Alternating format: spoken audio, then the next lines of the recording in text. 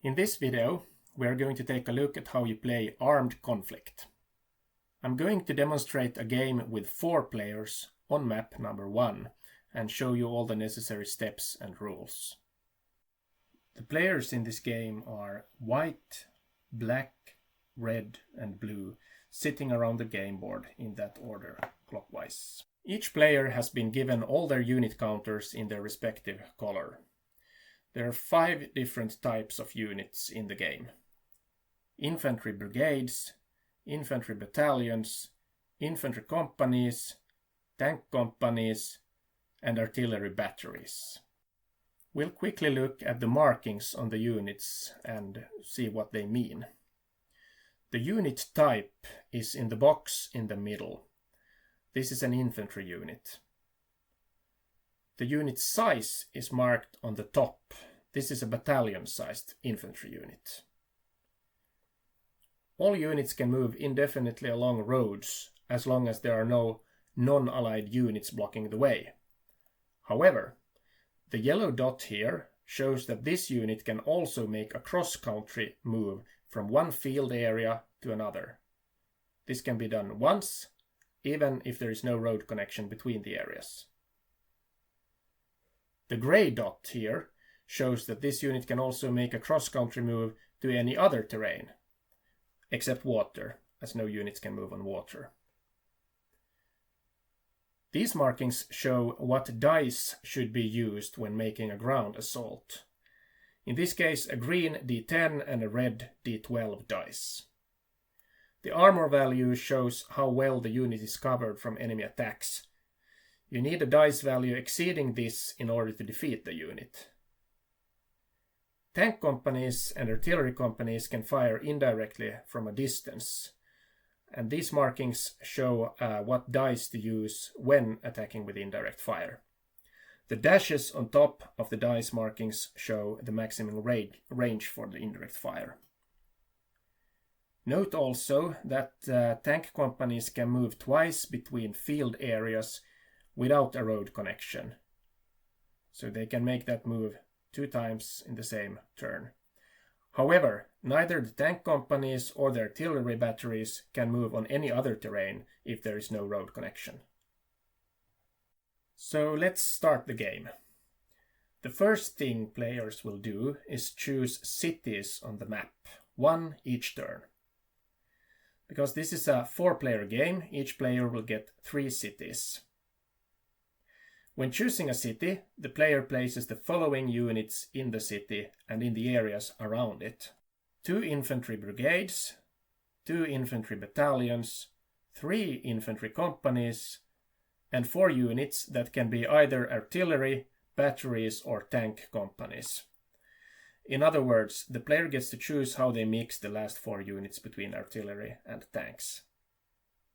White is the youngest player and therefore starts the game.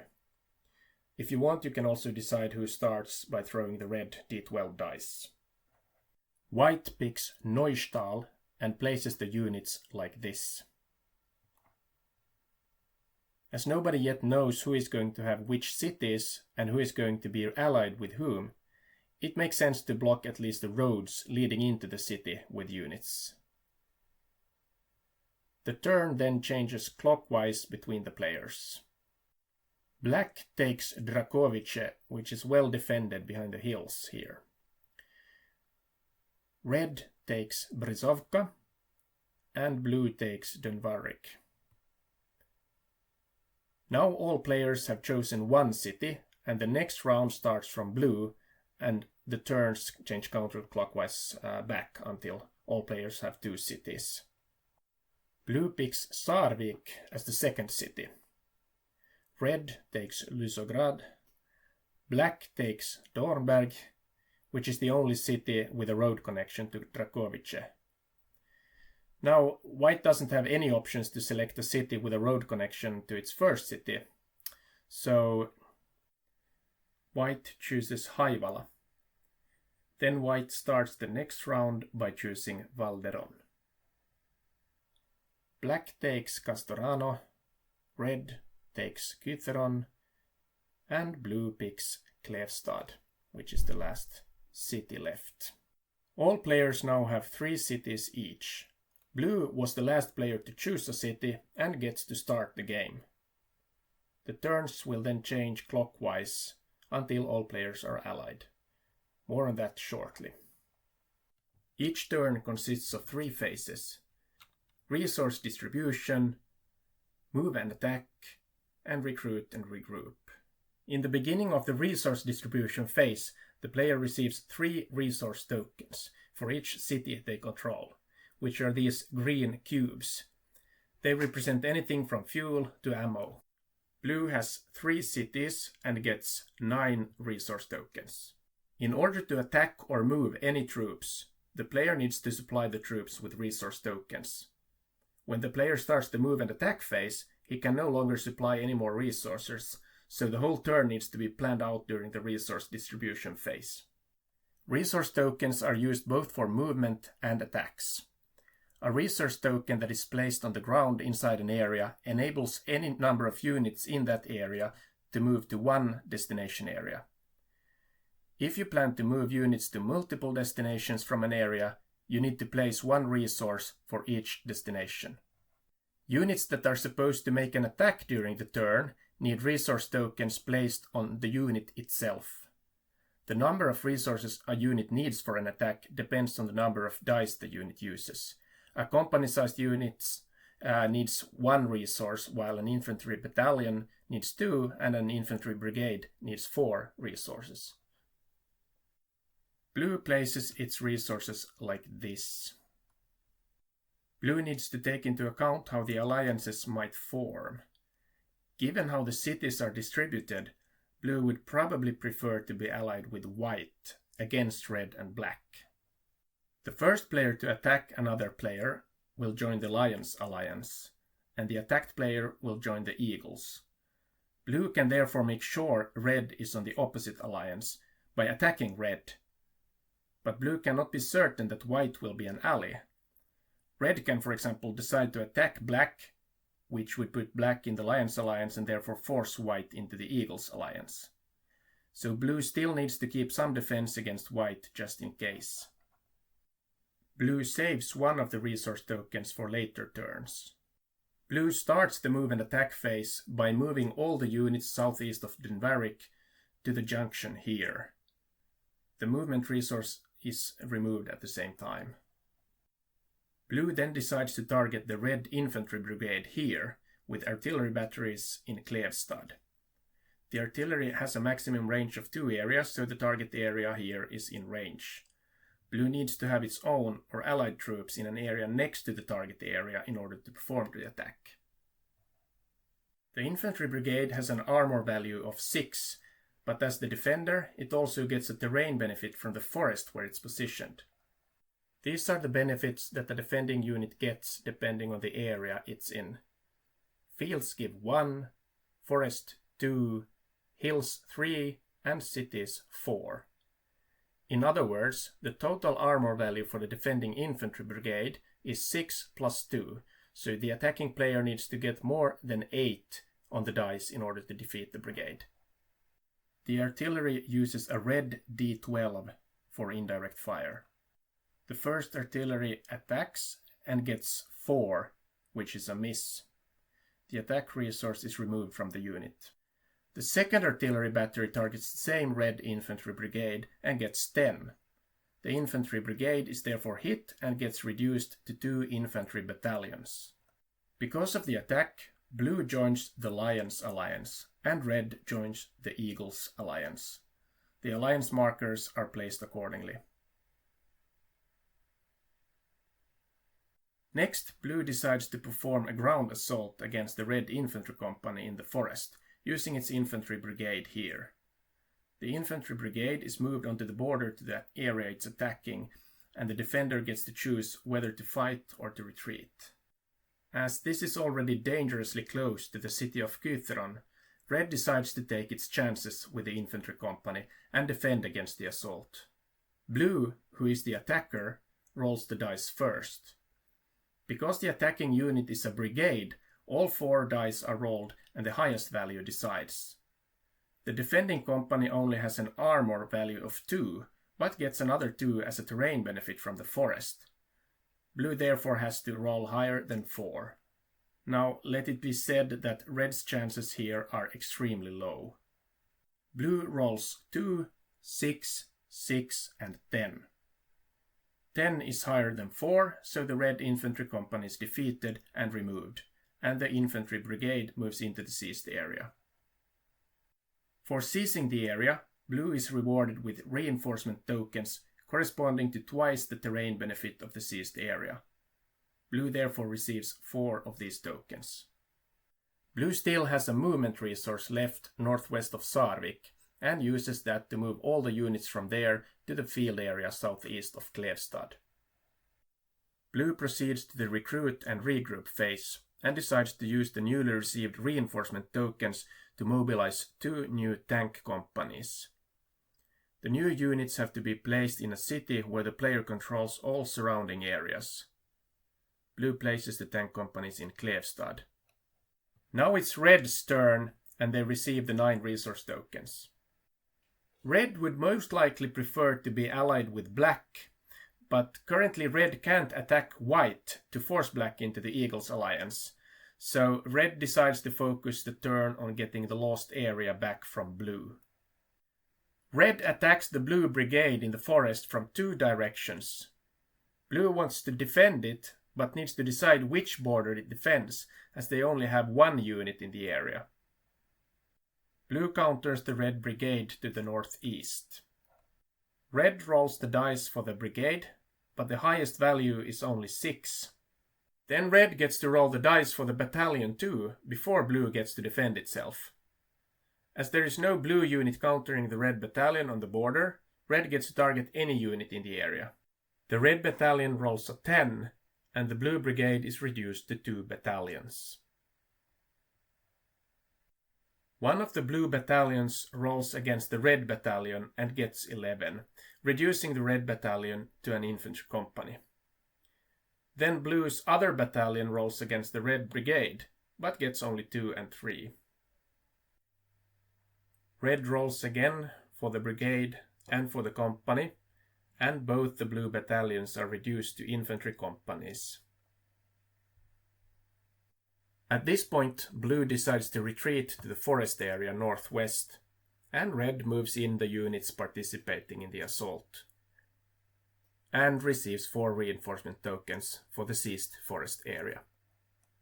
Red makes a couple of moves to strengthen its defense, and then red decides to save the reinforcement tokens for later turns and gives the turn over to black. Now black receives 9 resource tokens. Black would probably benefit the most from being allied with white, but that's not an option anymore, as red and blue are already on separate alliances. Black decides to just improve its positions and wait and see how the game progresses. That way black is also able to save some resources for later turns.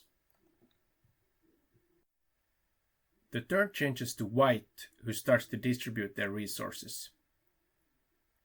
White wants to decide the alliance and prepares an attack on black in order to get into the Lions alliance and put black in the Eagles alliance. White targets black's infantry brigade here with indirect fire. The first attempt misses, but the second attack reduces the black infantry brigade into 2 battalions. Then white moves some units to more favorable positions. Now that white and blue will be allies, there is no need to keep defenses against the blue units.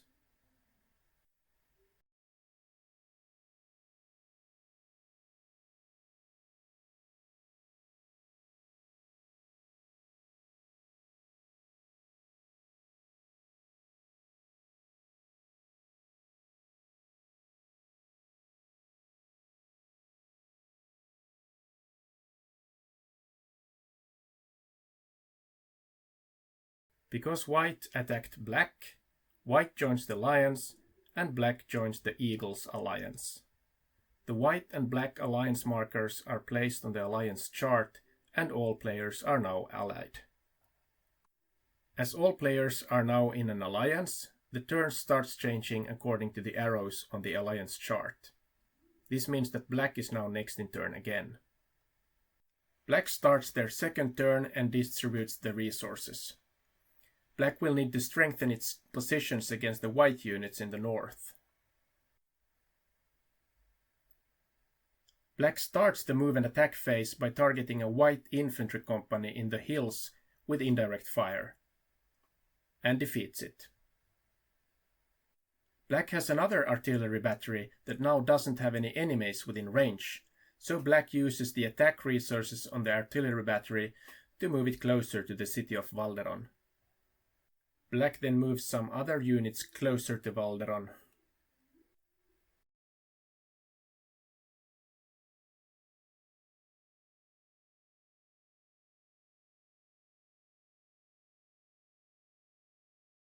And then attacks the white infantry brigade on the fields southwest of Dornberg with indirect fire.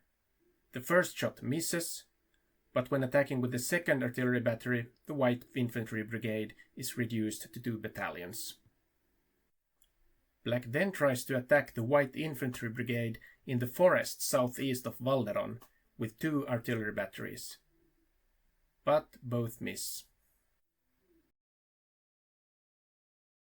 Black then moves a couple of tank companies to defend Dornberg, and then gives over to Blue, who is next in turn on the alliance chart.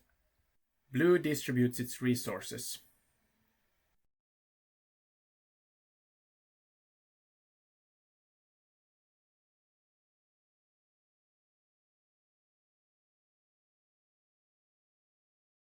Then Blue tries to make another push towards Skytteron, first using its artillery to target the red infantry battalion southwest of the city, and then the infantry brigade northwest of the city.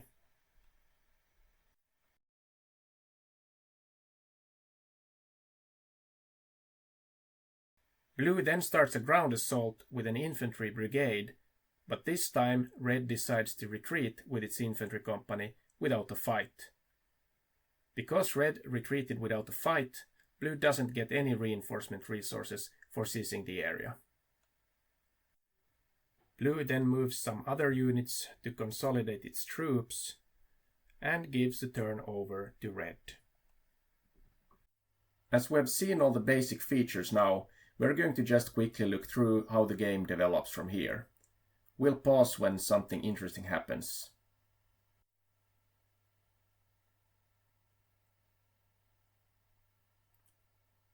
We'll stop here, as White has made a mistake by leaving the city of Valderon without proper defense, and Black is about to seize the city with an infantry brigade.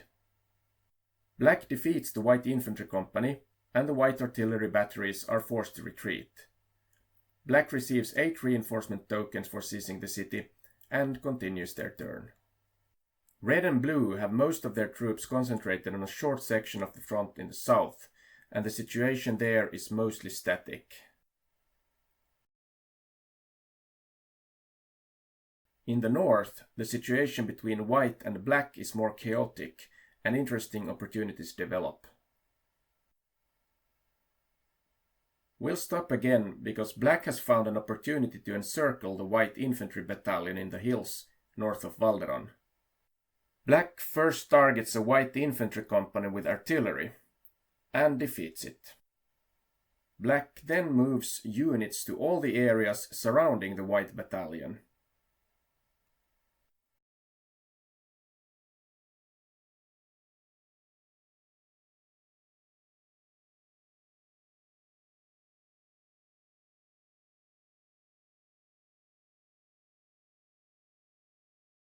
And finalizes the encirclement by moving an infantry company into the encircled area. The white battalion now has to surrender and is removed from the game. Black receives 2 resource tokens from the surrendering unit and 6 reinforcement tokens for seizing the hill area. The game continues. When seizing an area through encirclement, the attacking player gets resource tokens depending on the surrendering units in the encircled area. Each company-sized unit gives 1 resource token, each battalion gives 2, and each brigade gives 4 resource tokens. Black now uses its reinforcement tokens to mobilize 2 infantry brigades and a tank company in Dornberg. The front in the south still doesn't move much and is mostly a war of attrition between red and blue. Black, however, is starting to get a clear advantage in the north.